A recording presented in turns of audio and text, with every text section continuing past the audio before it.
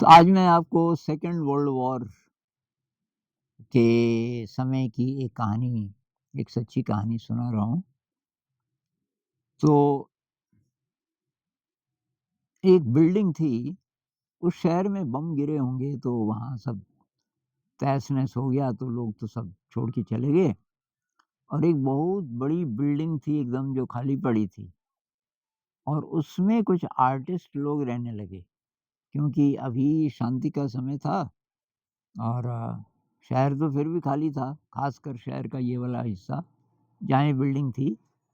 तो यहाँ ये लोग आ गए कुछ आर्टिस्ट लोग, आर्टिस्ट, म्यूज़िशियन और ये वहाँ रहने लगे और उनमें 2 बहनें भी थी।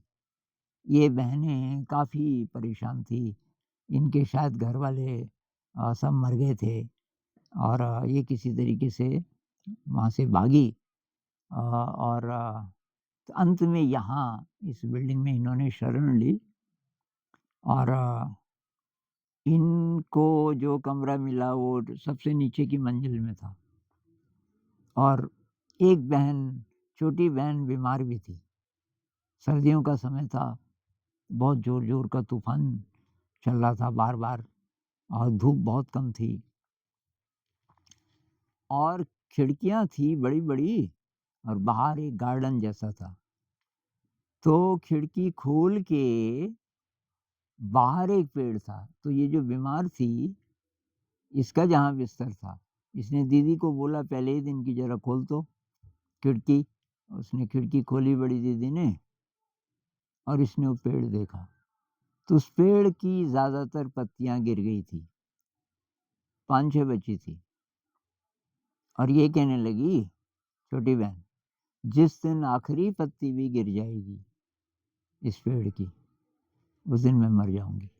हो सकता है आपने ये कहानी पढ़ी हो ये कहानी है कहीं, उसी को मैं थोड़ा मॉडिफ़ाई करके सुना रहा हूँ।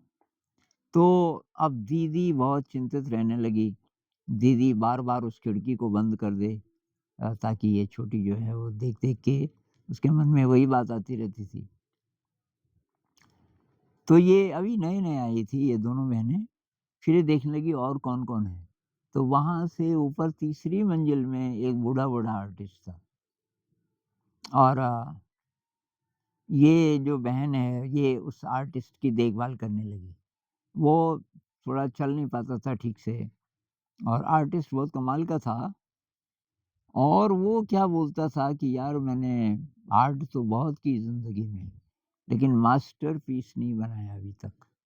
ऐसी कला नहीं की कि मेरा दिल खुश हो गया हो कि इसको कला बोलते हैं। ऐसा उसका कोई सपना रहा होगा और वो बहुत उदास रहता था इसी कारण। तो ये बड़ी बहन की अगले 2-3 दिनों में उससे अच्छी दोस्ती हो गई। ये खाना वगैरह शेयर करने लगे। हाँ, अब क्या हुआ 4, 5, 6 दिन जब हो गए, तो बड़ी दीदी ने देखा कि एक ही पत्ती बची है और आकाश में बादल हैं, बहुत तूफ़ान है और ये तो आज रात को ये पत्ती तो गिर जाएगी। और ये जो मेरी बहन है सुबह जब खिड़की खोल के उसकी आदत थी सुबह-सुबह खिड़की खोल के उसी पेड़ को देखती थी। ये जब देखेगी, तो फिर पता नहीं क्या होगा इसको। उस दिन वो बहुत ज़्यादा परेशान। तो उसने छोटी को खिलाया और सुला दिया और उसके बाद ये वो चली गई उस आर्टिस्ट के पास। आर्टिस्ट ने बोला आज तो तू बहुत परेशान है, क्या हुआ? तो उसने बोला अंकल ये मेरी जो छोटी बहन है ना,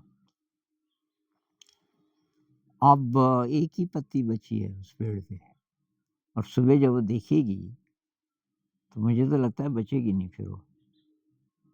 क्या होगा? अचानक बूढ़े आर्टिस्ट के दिमाग में एक आइडिया आया।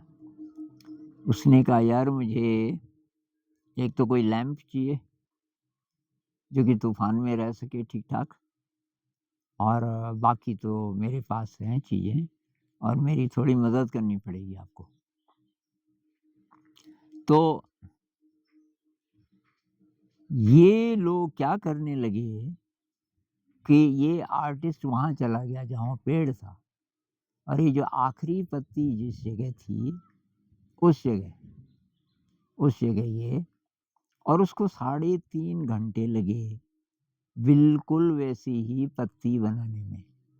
उसने लगभग वैसी ही पत्ती बना दी जो दूर से एग्ज़ैक्टली वैसी लगे जैसे कि उस पेड़ की पत्ती थी, और उसको अच्छे तरीके से धागे से इतना टाइट बाँध दिया कि उस पत्ती का कुछ बिगड़ने वाला नहीं था, चाहे कितना भी बड़ा तूफ़ान हो।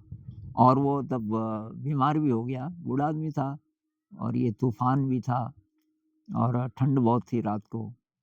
तो तब अगले कुछ दिनों में ये जो बड़ी बहन है, बड़ी दीदी इसकी, जो बीमार थी, वो देखभाल करती रही, और आर्टिस्ट तब बाद में ठीक हो गया। लेकिन उस दिन सुबह क्या हुआ, छोटी ने बोला, "दीदी ये खिड़की खोल।" तो उसने कहा कि हवा है बहुत ज़्यादा, खिड़की खोल के क्या करेगी? नहीं, नहीं, खिड़की खोल। उसने खिड़की खोली, उसने देखा पत्ती है। उसने कहा कमाल है, रात तो शायद तूफ़ान भी आया था। बड़ी ने कहा हाँ, तूफ़ान तो आया था, ये पत्ती की गिरी नहीं। अब वो उसको कई बार देखे, दिन में भी देखे, शाम को भी देखे। फिर अगले दिन वो देखती रही उस पत्ती को, फिर तीसरे दिन देखती रही। तीसरे दिन होते-होते उसको बहुत ज़्यादा आश्चर्य होने लगा। अपनी बड़ी दीदी को कहने लगी, "ये चक्कर क्या है?" बड़ी दीदी ने कहा कि, "तुझे क्या लगता है?" उसने कहा, "मुझे ये लगता है कि कोई दिव्य शक्ति मुझे ये कह रही है कि तुझे ज़िंदा रहना है, तुझे मरना नहीं है।" तो बड़ी दीदी मन ही मन में बहुत खुश हुई, उसने खुशी जताई नहीं। उसने कहा, "अच्छा, ऐसा लगता है? बहुत बढ़िया।" और छठे दिन वो एकदम सही हो गई। छठे दिन छोटी बहन एकदम सही, एकदम फिट हो गई, और उसके बाद तो इन्होंने सेलिब्रेट किया। उस बिल्डिंग में और भी आर्टिस्ट लोग थे, सबको बुलाया। उसने कहा मेरी जो छोटी बहन है, वो ठीक हो गई, और फिर उसने अपनी छोटी बहन को बोला, "अब किसी कारण से तुझे कोई और बात पता चले, दोबारा तू वैसी तो नहीं हो जाएगी दुखी?" उसने कहा, "नहीं, नहीं, अब तो मैं ठीक हो गई, और मेरे अंदर बहुत उत्साह है, किसी बड़ी शक्ति पे मेरा विश्वास भी है, और वो रहेगा, चाहे कुछ भी हो गया हो।" तब बड़ी दीदी ने बोला कि वो जो पत्ती है, वो इस आर्टिस्ट की मास्टरपीस थी। ये जो अंकल हैं, इनको ज़िंदगी भर ये उदासी रही कि कोई मास्टरपीस नहीं मैंने बनाया। ये वो मास्टरपीस है, ये पत्ती, और ये ऐसा मास्टरपीस है जिसने मेरी बहन की ज़िंदगी बचा दी। छोटी बहन को इतना आश्चर्य हुआ, इतना आश्चर्य हुआ। फिर वो कहने लगी कि दीदी ये मन कितना पावरफुल है। मन में जो बात बिठा दो, वैसा होने लगता है। तो उसने कहा हाँ, ये बात तो है। ये बुद्ध कहते हैं ना, मनो पुब्बंगमा धम्मा, मनो सेठा, मनोमया। ये मन जो है, ये बहुत पावरफुल है, बहुत पावरफुल है। जैसा आप मन बना दोगे, वैसा होने लगेगा।